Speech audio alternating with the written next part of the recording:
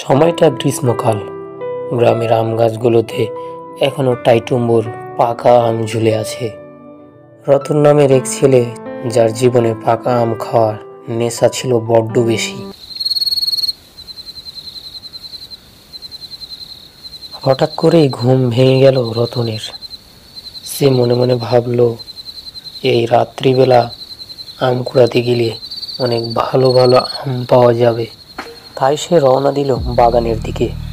কিছু পথ হাঁটার পরে সে অনুভব করলো পিছনে চটচট করে পায়ের শব্দ। সে থেমে গেল।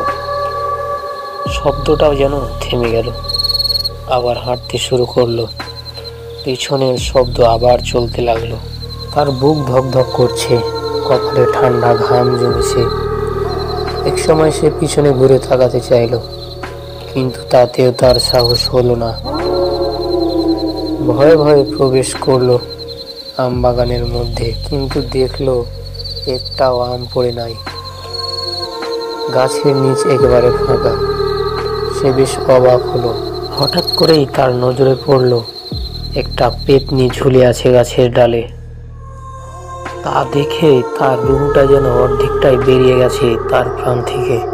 পেতনি এক লাফে নেমে এলো গাছের ডাল থেকে।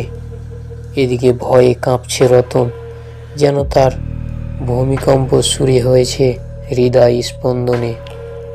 পেতনি এক পা করে এগিয়ে আসছে রতনের দিকে। রতন সেখান থেকে পালানোর আগেই, কে আছো, আমায় বাঁচাও! আ